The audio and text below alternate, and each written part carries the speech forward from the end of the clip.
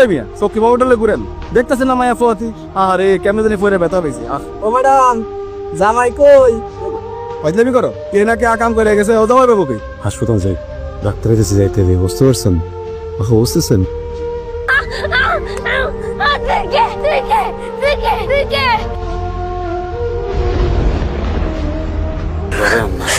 মানুষ আপনার মানলে সারবে সারবে ওষুধ খেতে হবে ডাক্তার কইছে ওষুধ খেলে ঠিক হয়ে যাবে ওষুধ খেলে তোর শরীরটা ঠিক হবে আর মাথাটা ঠিক করবে খেয়ে তার থেকে বলি কি যেখান থেকে ওকে নিয়ে এসছেন ওখানে ওকে রেখে আসেন মাথাটা কি খাইছ হয় রাইকেলে কি হবে জানো কি হবে 2 দিনের মধ্যে মরবে কেন পোয়াচ্ছি না প্যাডে একটু বাচ্চা আছে না থাকবে না কোন জায়গায় আপনি যে অড্ডা চিন্তা করছেন আপনার তো নিজেরই থাকা খাওয়ার জায়গা নাই আপনার নাম কি? কথা কইতে পারেন না? খাবেন?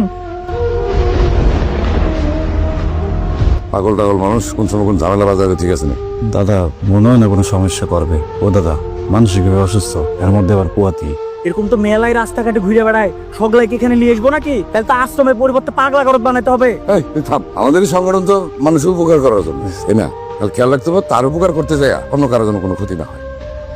তাহলে থাক কাকু দেহ তো চিনতে পারো কিনা? চিনতে না পারার কি আছে নতুন দেখতেছি তোমারে আরে দূর মুই কি মোর কথা কইছিনি গেলে কই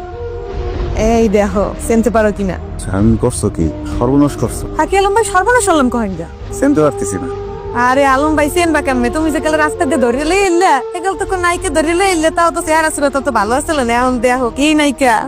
এই যে নায়িকা এই যে নাম কি হ্যাঁ নাম বলবেন না আরে আলম ভাই কি হনো নাম কইবে 2 ঘন্টা যাবত এত পেশাল পড়লাম এত কথা জিগাইলাম মুখটা দিয়ে একটা কথা তো বাইর হললেই না যাই কই সাকরি রোডে যাই কই সাকরি রোডে এই যে এইসব করা যাবে না শামিম কে যা আমার নাম বকুল। বকুল আমার নাম। বকুল বাহ মাশাআল্লাহ সুন্দর নাম আপনি দেখতেও বকুল ফুলের মতো জান